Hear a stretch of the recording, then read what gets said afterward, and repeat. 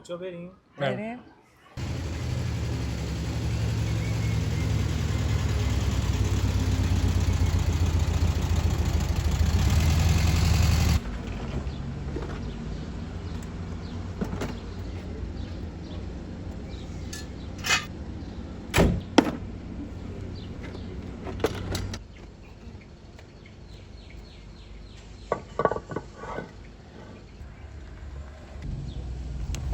تمومه.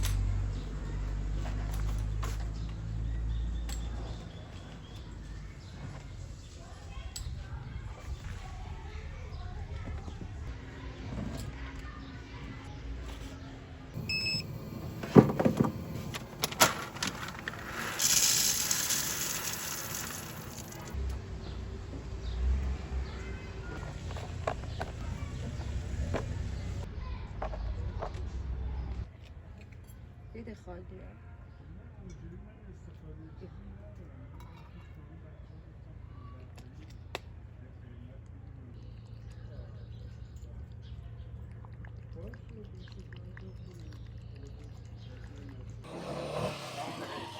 سلام علیکم. داداش فیلم عرض صافم اومد اینجا. بچه‌ها بریم؟ بریم.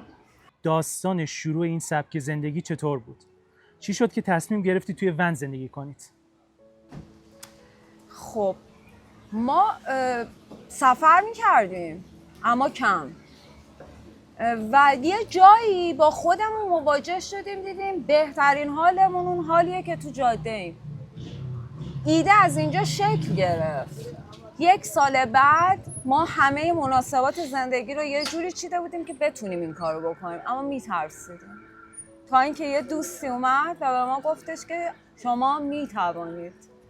کدومتون اولین بار گفت بیا این سبک زندگی رو امتحان کنیم؟ فکر کنم با هم گفتیم.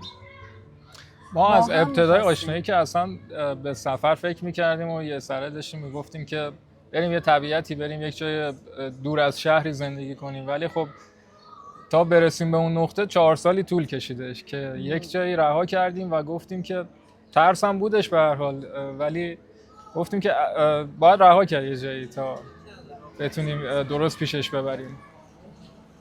خانواده هاتون چه واکنشی نشون دادن؟ هنوز به ما میگن که تو ماشین نخوابید و ما هر چقدر که بهشون میگیم که این ماشین نیست، این خونه است، پتانسیل ها زیادی داره، ماشین، خونه است، مغازه است، یه جاییه که همه چی هست. در واقع هنوز ترغیبمون میکنن که بریم یه خونه‌ای بگیریم، بریم یه جای ساکن بشیم، همون رسم و رسومات خانوادگی اتفاق بیفته، ولی خب براشون هنوز عجیبه، هنوز کنار نیومدن. تو شروع کار ترس داشتید؟ از چی بیشتر میترسیدید؟ شروع کار کافه. اینکه مثلا بگید ممکنه نگیره، چه کاریه که داریم انجام میدیم؟ ما یکی از حالا نکاتی که داشتش، ما اولین نفر نبودیم که این سبک و این لایف استایل داشتیم، همینطور ون کافه رو، و آخرین نفر هم نیستیم و ایده هم همیشه زیاده و خلاقیت باید داشته باشید که بتونی اون ایده ها رو به بهترین شکل اجرا کنی و زیاد الهام نگرفتیم از حالا ایده های دیگه، بیشتر اون چیزی که تو فکر خودمون بود سعی کردیم پیاده کنیم که به اینجا رسید در نهایت. و خب اون ترس هم بیشتر به خاطر این بود که تا حالا انجامش نداده بودیم و می‌خواستیم تازه تجربهش کنیم. ساختن این ون چقدر زمان برد؟ ساختنش که این در واقع ورژن آخریه که الان از ساخت سازمون دارید می‌بینید، ولی ما چند مرحله ون رو تجهیز کردیم و مرحله دفعه اول یه خورده برامون پیچیده بود چون نمیدونستیم باید چیکار بکنیم. بعد تقریبا 3-4 ماه طول کشیدش کاراشو انجام بدیم. ولی دفعه بعد که برای بار قهوه و تجهیزات جدید داشتیم تجهیز میکردیم ماشین رو، شاید کمتر از 1 ماه زمان برد که انجامش دادیم. کابینت کارش رو که در واقع خودمون با توجه به مهارتی که حالا به چوب داشتیم انجام دادیم و تقریبا شاید 10 روز طول کشید و یه سری کارهای تجهیزات فنی که یه خورده تخصصی تر بود مجموعاً 1 ماه. همه چی رو خودتون ساختید یا از کسی کمک گرفتید؟ آره، تا جایی که تقریبا میتونم بگم تا جایی که از دست خودمون برمیومد و نیاز به ابزار و کارگاه خاصی نبود کاراشو خودمون انجام دادیم. حتی یک مقطعی رفتیم کارگاه یکی از دوستان و اونجا از ابزاراشون استفاده کردیم چون خودمون فضای کارگاهی نداشتیم اون موقع. و یه قسمت دیگه که حالا تخصص فایبر گلاس میشد یا چیزای دیگه، اینا رو به حالا تیم متخصصش سپردیم با شناختی که ازشون داشتیم. میشه گفت شاید 80% کار خودمون انجام دادیم. به کسی که میخواد ون بسازه اولین توصیه‌تون چیه؟ این که مرحله به مرحله پیش بره، چون از ابتدا اگر همه چیز رو بخواد بدونه شاید اصلا اقدام نکنه برای اون مراحلی که در پیش رو داره، ولی باید دسته‌بندی کنه در واقع و مرحله به مرحله پیشش ببره، اولویت بندی کنه. نظر شما چیه؟ به نظر من اگه واقعا رویاشو داره باید اقدام کنه، به هیچ چی فکر نکنه. زندگی 2 نفره تو این فضای کوچیک چه چالشایی داره؟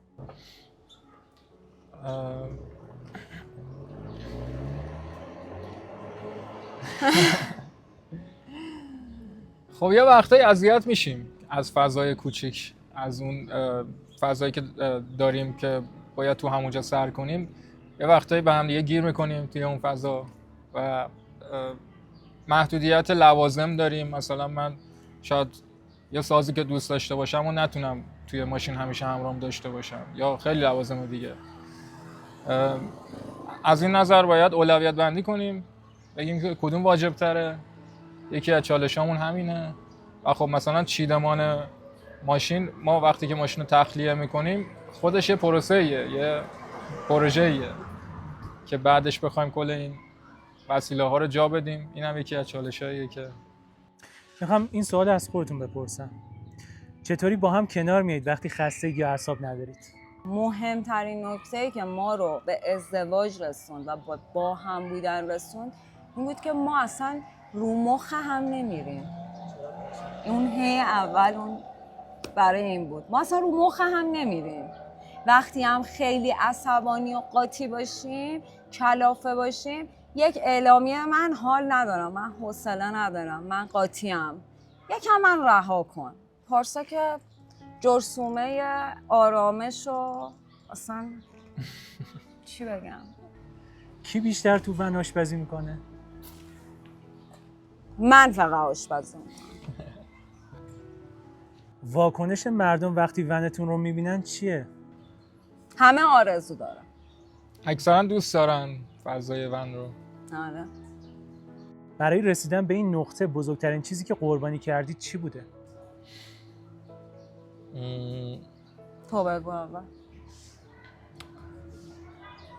شاید اون ثبات یک جا ساکن بودنه رو از دست دادیم، خب ولی خب انتخاب خودمون بوده و دوست داشتیم که اینجوری باشه. مثلا برای مهسا که یه کتابخونه بزرگی داشته، کتاباشو نمیتونسته ازش بگذره، من کتابخونه‌مو قربانی گذشته. برای من مثلا کارگاه و کلی از وسیله هایی که توی کارگاه داشتم و نمیتونستم جایی هم انبارشون کنم، اونا رو رها کردم، خیلیاشون رو فروختم، خیلیاشون دادیم به دوستان. سوالی که خیلی ممکنه تو ذهنشون باشه اینه که چطوری دوش میگیرید یا لباس میشورید یا برق ماشین رو تأمین میکنید؟ دوشو که اگر توی فضای طبیعت باشیم و هوا خوب باشه بیرون دوش میگیریم. اگر هوا خوب نباشه داخل یه دوش پورتابل داریم وصل میکنیم، سرویس بهداشتی هم داخله. و دیگه چی پرسیدی؟ بابت برق ماشین. برق ماشین رو شما توضیح بده. برقم ما حالا سیستم برقیمون رو تقریبا یه جوری در نظر گرفتیم که زیاد نیاز به برق خیلی زیادی نداشته باشه و خب در حال حاضر باتری 2 تا باتری یدک داریم که داریم ازشون استفاده میکنیم و خب به زودی هم قرار پنل خورشیدی نصب کنیم و بتونیم به اون صورت بیشتر تامین کنیم برقمون رو. از نظر شما آزادی واقعا چیه؟ حرفی بود که صبح داشتم با پارسا در موردش حرف می‌زدم اتفاقا. به نظر من آزادی میتونه این باشه که به چیزی وصل نباشی، انقدر رها باشی که هر لحظه اراده کنی بتونی حرکت کنی. اگه بتونید به خود 5 سال قبلتون یه پیام بدید چی؟ زودتر عمل کن. زود باش، داره دیر میشه. آره دقیقاً. به نظر زودتر اقدام میکرد. چی باعث میشه ادامه بدید وقتی خسته‌اید یا امید ندارید؟ اولا ما امید ناامید نمیشیم. آخه هر کسی ناامید میشه یه تایمی از زندگی. باوره به زندگیه که تو رو ناامید نمیکنه. هر کسی که ناامید میشه باور قوی نداره و در واقع به آینده فکر نکردن بهتره. آینده و حالا گذشته در لحظه بودن باعث میشه که ناامید نشه. خب چقدر قشنگ گفتید. یه سوالی دارم اول از آقا بارس شما میپرسم بعد شما تکمیل کنندش باشید. یه جمله بگید به تمام کسایی که این سبک زندگی رو آرزو دارن ولی هنوز قدم اولو بر نداشتن. به نظر من اول از همه باید اقدام کنن و صبور باشن.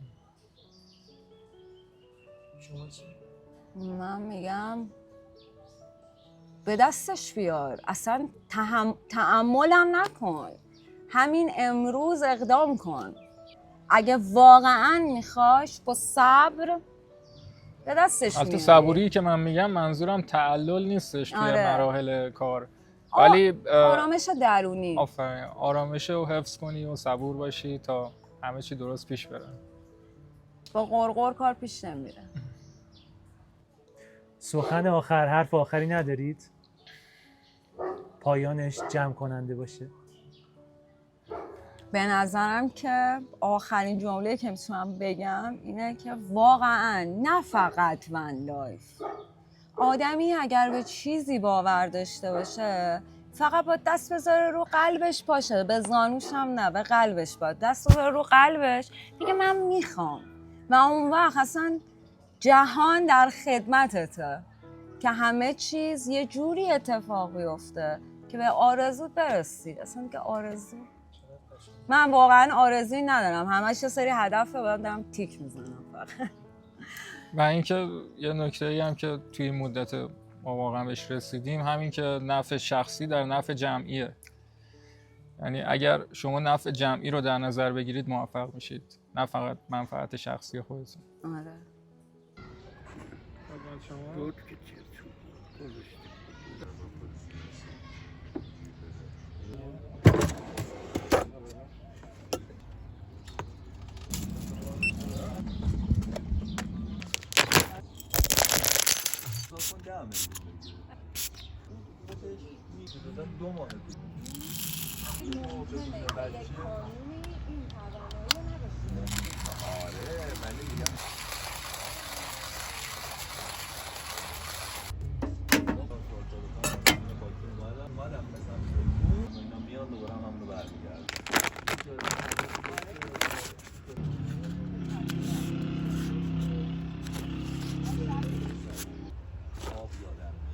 نمیدونم کجا اصلا بابا ماموریت داشت میرفت یه نوه رو من نوه داری بزنم.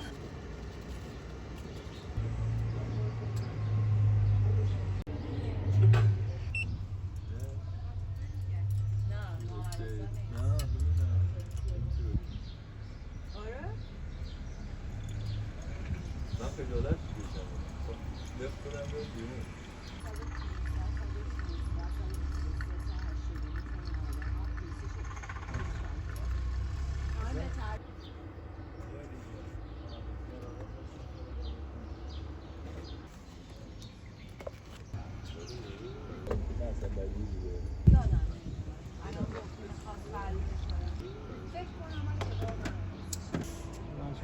دست شما درد نکنه. مرسی بازم میایم این برا.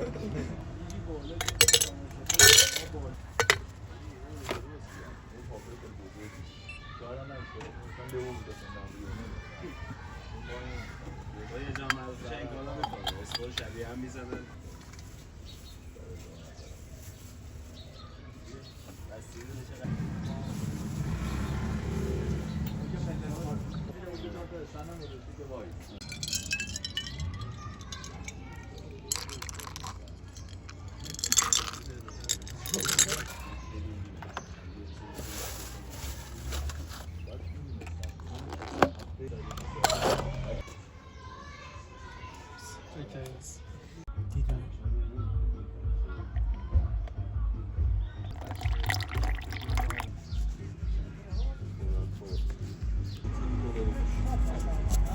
برم ایران از پول برق بدن نه مثبت من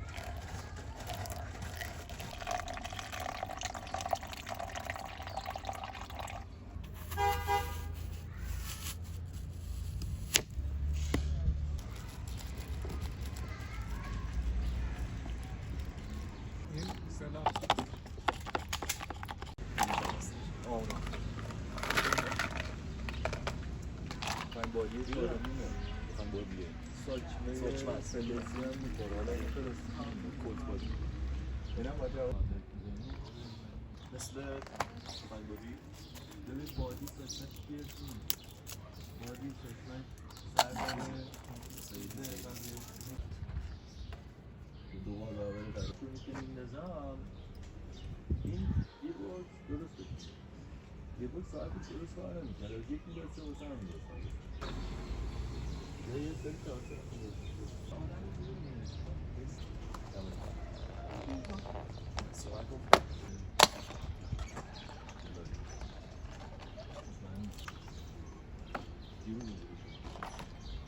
روشن کردم یعنی تازه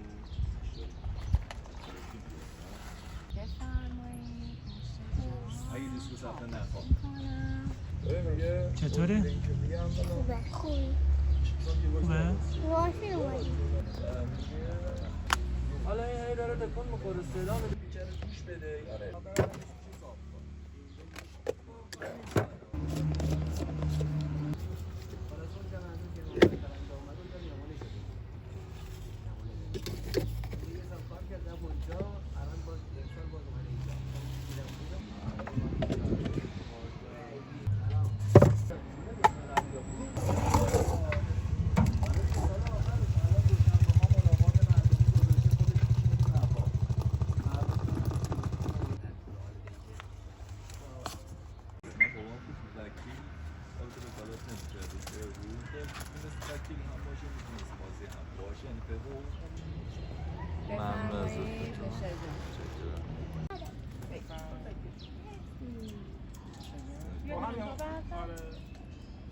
حتما هم بزن.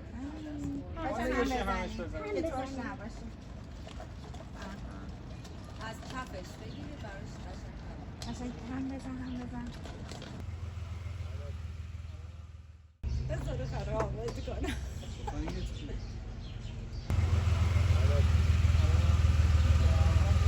خیلی ممنون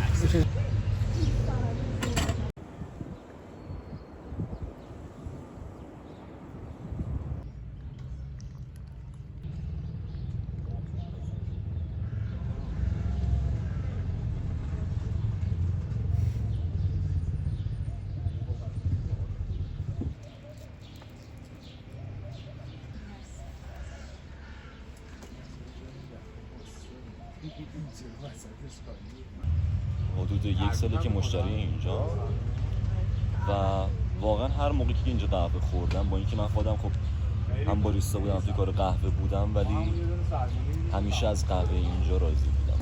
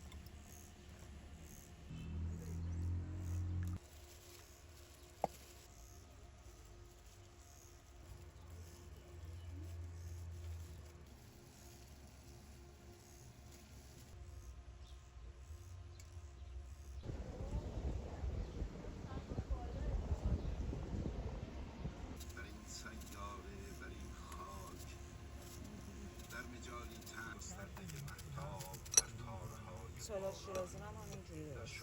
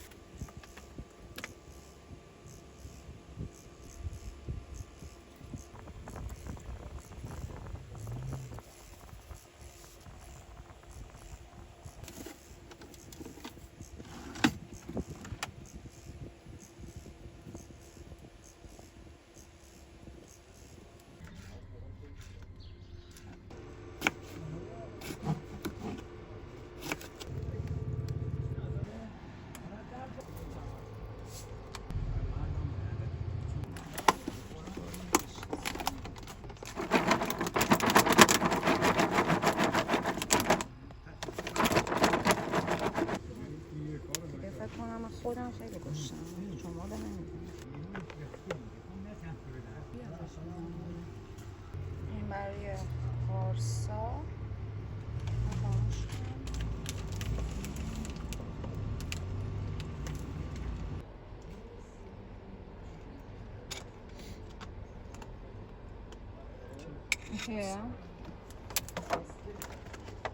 یه دل لحظه هم میتونم ازت بگیرم.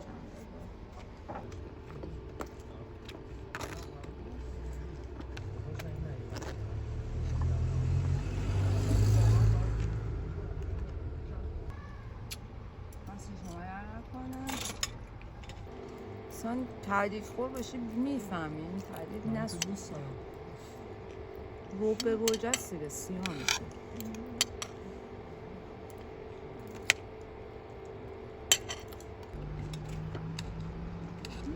اینجا برامون درست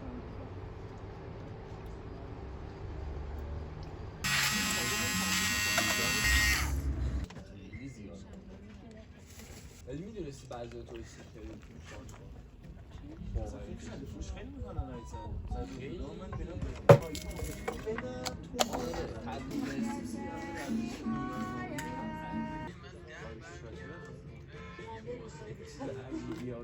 عالی بست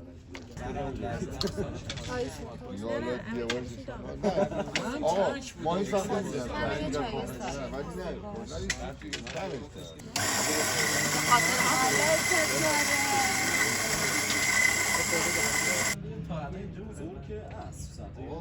رانندگی صبح بریم یه دونه خشن ترین چیز ترین لطیف ترین این بری باشی خیلی آره خورده شده خورده و خنده چند ببینه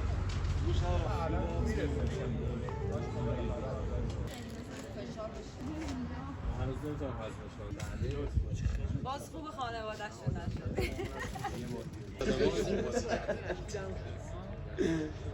ولی هم مویتو داره هم آبسورده داره. میتونم بهتون این اطمینان رو بدم که چه فوتبالی ما داریم نگاه میکنیم فقط کله میبینیم Burusulu da mı?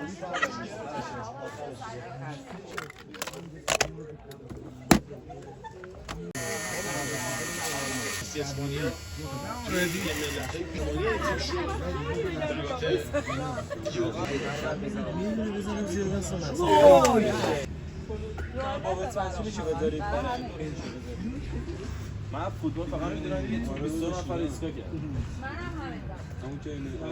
همینجوری یکی میام میزنم آیس چاکلت آیس کرک همین ندید و زد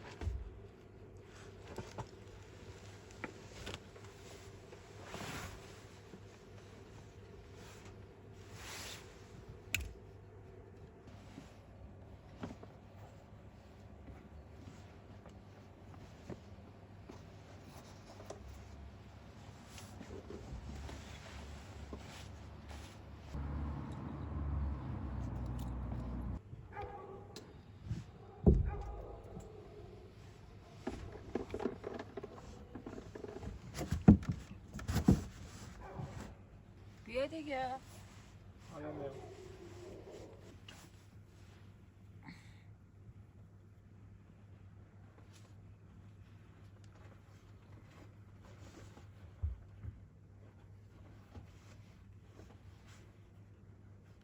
اومدی؟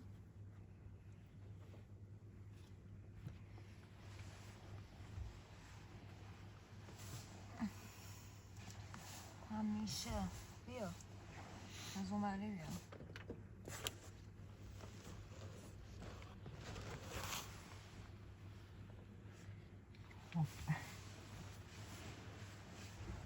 این چیه؟ این زنجیر لاتین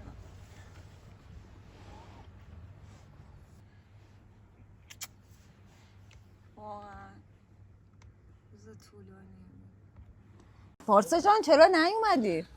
بیام؟ آقا پارسا ببخشید یه بار دیگه. اومدم یه بار. من منتظر 1 تا 3 بودم. شما اشاره کن.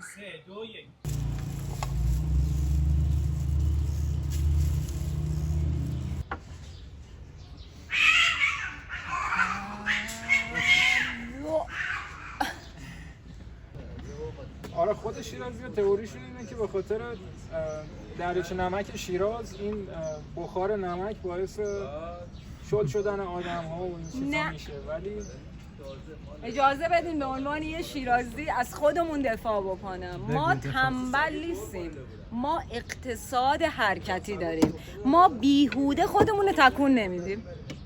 آخر تکون میدید؟ حساب میکنیم از اونجا تا اینجا اگه قراره بیایم همه کارا رو سر راه انجام میدیم، یه بار پا میشیم. وگرنه شما الان نگاه کنی همه کارهای نشستنکی رو ما خوب انجام میدیم.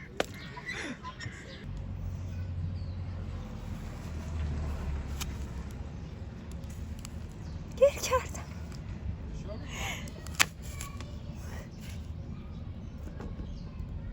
این چه ایده بود فارسه ببیرم هر سری منو گیر میندازی توی این بنده کردم. آی آی به خدا یه دونه عکس انقدر بد دارم از عروسیم که اینجوریم. خیلی متشکرم. خیلی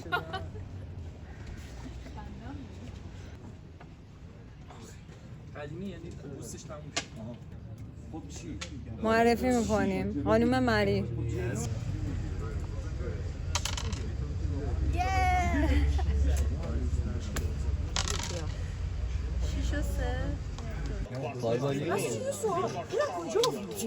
آها اینجا نه اومده واگین الان بابای صدرا الان نمی‌کنه. بابای اون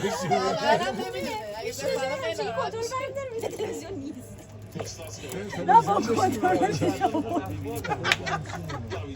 بس من کنترل نیست بعد ما تلویزیون می‌بینیم اونم نیست. آفرین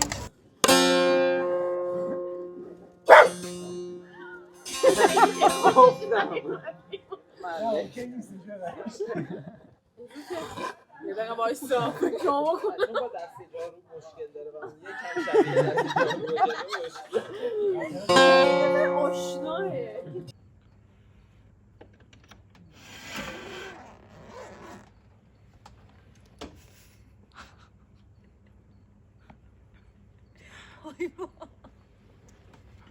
تا برنامه بعدی